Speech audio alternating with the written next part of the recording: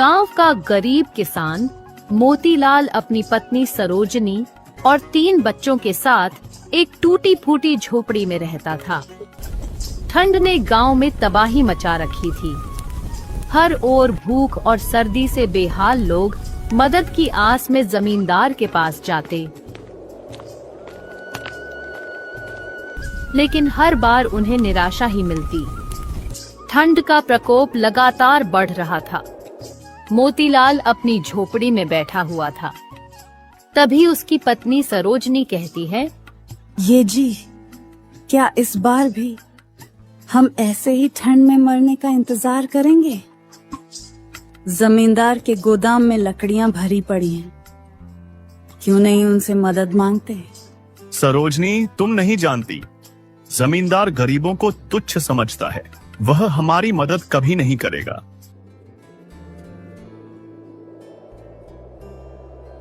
भैरवपुर गांव के जमींदार राजेश्वर सिंह अपनी दौलत और ताकत पर बेहद घमंड करता था।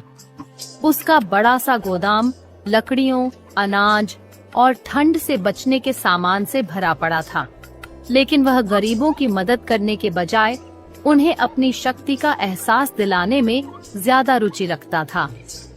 हर साल ठंड के मौसम में गांव के लोग जमींदार के पास मदद की आस लेकर आते। वे जानते थे कि उसकी संपत्ति से उन्हें थोड़ी सी सहायता मिल जाए तो उनकी जान बच सकती है, लेकिन जमींदार के रवैये से वे हमेशा निराश लौटते। जमींदार के गोदाम के बाहर बड़े बड़े पहरेदार खड़े रहते। जब भी कोई गरीब आदमी मदद मांगने आता तो सबसे पहले वे उसे डांटकर भगा देते। अगर कोई जिद करता तो उसे जमींदार के सामने पेश किया जाता।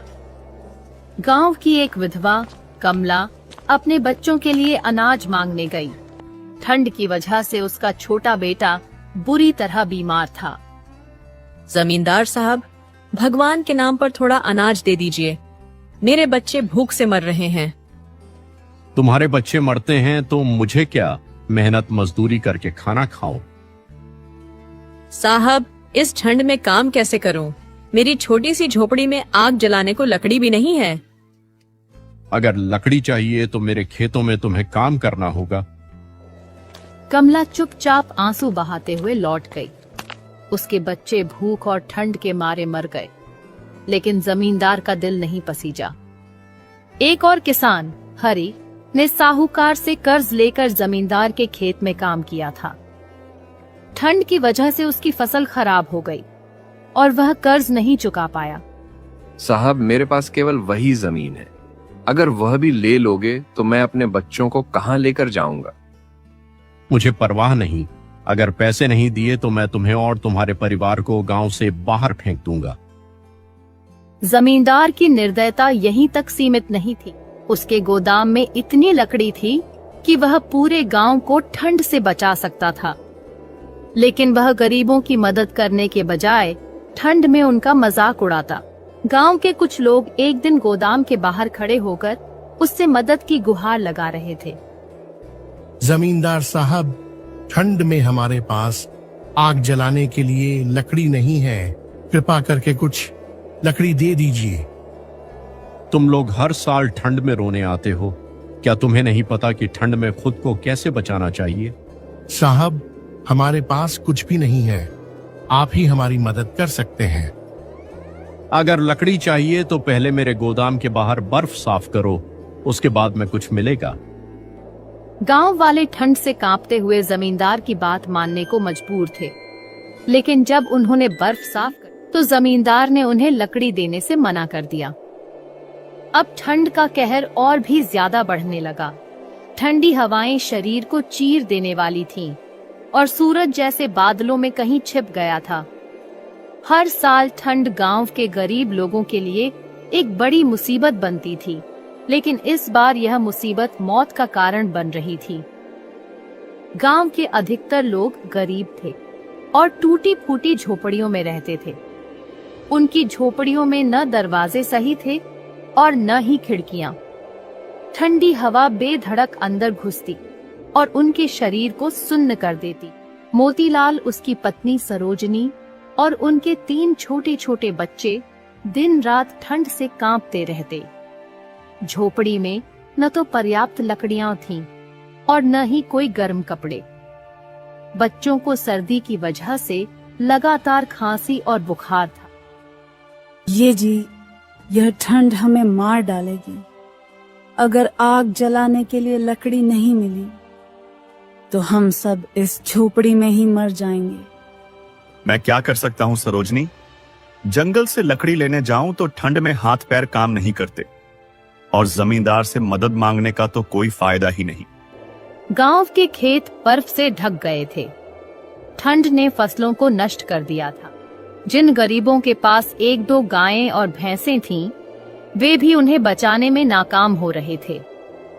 ठंड से पशु बीमार पड़ रहे थे और चारा भी खत्म हो चुका था। इधर गांव में मोतीलाल का पड़ोसी हरि भी बहुत ही गरीब और नेकदिल व्यक्ति था। हरि, जो गांव का एक ईमानदार किसान था, अपनी गाय को बचाने के लिए जमींदार से चारा मांगने गया। साहब, मेरी गाय मरने वाली है। अगर वह मर गई तो मेरे बच्चों का पेट कैसे भरेगा? कृपा करके थोड़ा चारा दे दीजिए। हरी, तुम्हारी गाय मेरी जिम्मेदारी नहीं है। अगर चारा चाहिए तो मेरी जमीन पर काम करो। हरि की गाय अगले ही दिन ठंड और भूख से मर गई। ठंड के कारण गांव में बीमारियां फैलने लगीं। छोटे बच्चे और बूढ़े लोग ठंड की वजह से बुखार और निमोनिया जैसी बीमारियों से जूझ रहे थे। गांव में न तो कोई डॉक्टर था और न ही कोई दवा उपलब्ध थी। कमला, जो गांव की एक विधवा थी, उसका 5 साल का बेटा मोहन ठंड और भूख से कमजोर हो गया। मेरा बच्चा ठंड से मर जाएगा। हे भगवान, कोई है जो मेरी मदद करे। मोहन की हालत बिगड़ती गई और वह एक दिन ठंड और बीमारी का शिकार हो गया। ठंड के साथ साथ भूख ने गांव वालों की परेशानियों को और बढ़ा दिया।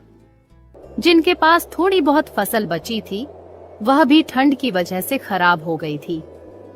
लोग 2 वक्त की रोटी के लिए भी तरस रहे थे। गांव के कुछ लोग ठंड और भूख से बेहाल होकर एक दूसरे की मदद करने की कोशिश कर रहे थे।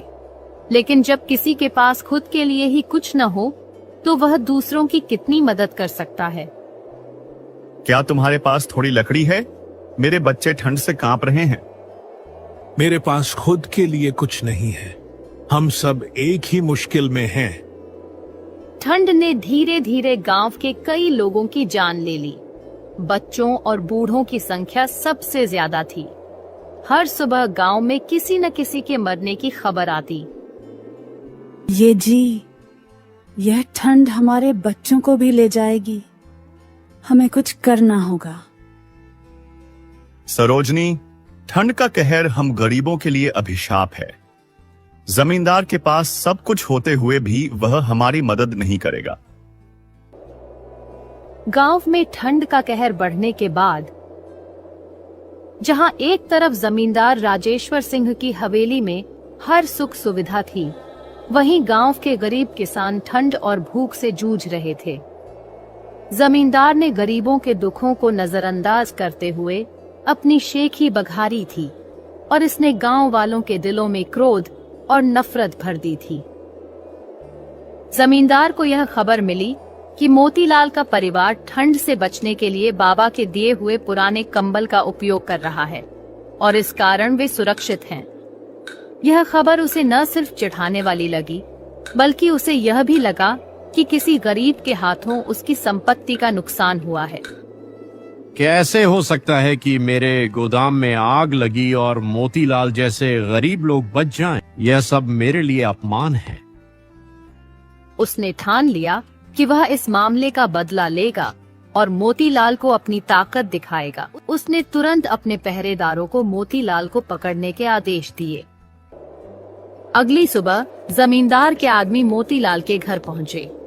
साहब ने आपको बुलाया है। वह चाहते हैं कि आप उनके पास आइए। मैंने क्या किया है? मैं तो बस अपने परिवार को बचाने की कोशिश कर रहा था। क्या किया है यह तुमसे पूछा जाएगा। साहब का आदेश है और तुम्हें बिना किसी सवाल के जाना होगा। मोतीलाल डरते डरते जमींदार की हवेली में पहुंचा। जमींदार राजेश्वर सिंह, जो अपनी गद्दी पर बैठा था, घमंड से भरा हुआ था। तुमने मेरी संपत्ति को नुकसान पहुंचाया है। तुम्हारे कारण मेरे गोदाम में आग लगी और मैं इस अपमान को सहन नहीं कर सकता। साहब, मैं ऐसा कुछ नहीं जानता। मुझे यह पता नहीं था कि आग कैसे लगी। हम तो बस अपनी जान बचाने के लिए एक रास्ता ढूंढ रहे थे। तुम छोटे लोग सिर्फ झूठ बोल सकते हो। तुम्हारे जैसी जाति के लोग ऐसे ही बातों से बचने की कोशिश करते हैं। अगर तुमने सच नहीं बताया तो मैं तुम्हारे पूरे परिवार को ठंड में मरने के लिए छोड़ दूंगा। मोतीलाल डर से कांपते हुए और माफी मांगते हुए जवाब दिया, लेकिन जमींदार का घमंड उसे बिल्कुल भी नहीं पिघला पाया। जमींदार ने उसे धमकी दी कि अगर उसने सच्चाई नहीं बताई तो उसका परिवार ठंड में मर जाएगा। मोतीलाल ने सोचा कि अगर वह सच बोलता है तो शायद जमींदार उसे समझे, लेकिन यह डर था कि अगर उसने बाबा का नाम लिया तो जमींदार उसे पागल समझेगा। लेकिन फिर भी उसने हिम्मत जुटाई और सच्चाई का सामना किया। साहब, मुझे नहीं पता कि गोदाम में आग कैसे लगी, लेकिन एक बूढ़ा आदमी बाबा हमारे पास आया था और उसने हमें एक पुराना कंबल दिया था। वह कह रहा था कि अगर हम अपनी कमजोरी का सामना करेंगे तो ठंड से बच सकते हैं। तुमने क्या कहा? एक बाबा का नाम लिया? तुम पर तो मैं हंसी भी कर सकता हूं। क्या तुम सच में समझते हो कि कोई बाबा तुम्हारी मदद करने आएगा? ये सब तुम्हारा पागलपन है। मैं क्या जानता हूं साहब, लेकिन बाबा की बातें सच निकली। मेरे परिवार को ठंड से बचने का मौका मिला। जमींदार ने मोतीलाल के बयान को झूठा समझते हुए एक कठोर कदम उठाने का निश्चय किया। वह यह मानने को तैयार नहीं था कि एक गरीब आदमी और एक बाबा उसकी संपत्ति में आग लगाने का कारण हो सकते थे। वह सोचने लगा कि उसे मोतीलाल और बाबा को सजा देनी होगी। जमींदार ने रात को अपने कुछ गुंडों को साथ लेकर जंगल में जाने का आदेश दिया। उसका इरादा बाबा को ढूंढने का था। जमींदार ने जंगल में बाबा को ढूंढ निकाला। जब उसने बाबा से आग लगाने का कारण पूछा तो बाबा ने उसे उपदेश दिया। तुम्हारे घमंड का अंत नजदीक है। तुम गरीबों के दुखों से बेखबर हो और यही तुम्हारे विनाश का कारण बनेगा। ठंड से बचना चाहते हो तो गरीबों की मदद करो, उनका शोषण नहीं। मैं किसी की मदद नहीं करता। मुझे ठंड से डर नहीं लगता। बाबा ने उसे गंभीरता से चेतावनी दी और फिर श्राप दिया। तुम्हारा घमंड तुम्हें खा जाएगा। अब तुम ठंड से नहीं बच पाओगे। अगले दिन सुबह की धुंध में गांव के वातावरण में अजीब सी खामोशी छाई हुई थी, जैसे पूरा गांव ठंड से बेहाल था। लेकिन जमींदार राजेश्वर सिंह की हवेली में स्थिति और भी भयानक थी। हवेली के हर कोने में सर्दी का आतंक था। जमींदार के नौकर चाकर, जो कभी हवेली के सुकून और ऐशो आराम में रहते थे, अब एक एक कर बीमार हो रहे थे। सर्दी से उनका शरीर कांप रहा था और उनकी खांसियों से हवेली की दीवारें गूंज रही थीं। जमींदार खुद भी अब उस ठंड से जूझ रहा था जिस पर उसने कभी विश्वास नहीं किया था। रात भर उसने अपने आलीशान कमरों में तापमान बढ़ाने के लिए चूल्हा जलाए रखा, लेकिन सर्दी का प्रकोप घटने का नाम नहीं ले रहा था। हर बार जब वह कमरे से बाहर निकलता तो उसका चेहरा और शरीर बर्फ की तरह ठंडा हो जाता। वह यह देख नहीं पा रहा था कि उसके घर के लोग कैसे बीमार हो रहे हैं। हवेली में उसकी सारी संपत्ति, जिसकी वह अकड़ और घमंड से शान बघारता था, अब उसे किसी काम की नहीं थी। वह जिन लाखों की लकड़ियों से गर्मी का इंतजाम करता था, वह सब अब नष्ट हो चुकी थी, और जिस ठंड को वह हमेशा हल्का फुल्का मानता था, वही अब उसकी पूरी हवेली पर कहर बनकर टूटी थी। जमींदार ने सभी नौकरों को एक कमरे में एकत्र किया और उनसे पूछा, क्या तुम लोग कभी ऐसी ठंड महसूस कर चुके हो? क्या पहले कभी तुमने इस ठंड का सामना किया है जैसे मैं अब कर रहा हूं? एक नौकर ने कांपते हुए कहा, साहब, हमने कभी ऐसा कुछ नहीं देखा। ये तो जैसे मौत का मौसम हो। जमींदार ने सिर झुकाते हुए कहा, मुझे अपनी सारी संपत्ति का कोई मतलब नहीं रहा। यह ठंड मुझे मारने की कोशिश कर रही है, लेकिन मैं इसके आगे हार नहीं मानूंगा। फिर वह सोच में डूबा, बाबा के श्राप और उसकी गलती के बारे में। अब उसे समझ में आ रहा था कि उसकी घमंड और अकड़ ही उसकी तबाही का कारण बनी थी। वह सर्दी से बचने के लिए किसी भी उपाय का उपयोग नहीं कर सकता था। उसकी सोच बदल चुकी थी और उसे यह महसूस हुआ कि अगर उसने गरीबों की मदद की होती तो शायद आज यह स्थिति न आती। जमींदार का दिल अब पश्चाताप से भर चुका था। उसने यह समझा कि वह जो सोचता था वह गलत था। उसकी प्रचुर संपत्ति और घमंड की चुप्पी ने उसे इतना अंधा बना दिया था कि वह कभी भी उन लोगों की स्थिति को नहीं समझ पाया जिनकी मदद से वह खुद आगे बढ़ा था। अब वह जान चुका था कि गरीबों की मदद करना उसकी ताकत थी, न कि उनका शोषण करना। वह अपने नौकरों के पास गया और कहा, अब से हमें अपनी पूरी संपत्ति गांव के गरीबों में बांटनी होगी। मैं जो कभी घमंड से अपनी शक्ति पर नाज करता था, वह अब मेरे लिए कोई मायने नहीं रखती। हमें अपनी सारी संपत्ति उन लोगों को देनी होगी जिन्हें इस ठंड से बचने के लिए इसकी जरूरत है। जमींदार ने अपनी हवेली की सारी लकड़ियां, अनाज और अन्य संपत्ति गरीबों में बांट दी। गांव में इस बदलाव की खबर फैलते ही लोग हैरान रह गए। उन्होंने देखा कि जमींदार ने अपनी सारी अकड़ और घमंड को त्याग दिया था। अब वह एक नए इंसान के रूप में सामने आया था। बाबा का श्राप टूट चुका था और ठंड का कहर धीरे धीरे कम होने लगा। गांव के लोग अब सुरक्षित थे। वे सभी जमींदार के इस अजनबी बदलाव से प्रभावित थे। इस तरह घमंड का अंत हुआ और जमींदार ने अपनी सारी संपत्ति गरीबों में बांटकर इंसानियत का रास्ता अपना। उसकी सच्चाई और पश्चाताप ने यह साबित कर दिया कि जब इंसान अपनी गलतियों को समझकर सुधारता है तो किसी भी मुसीबत का सामना किया जा सकता है।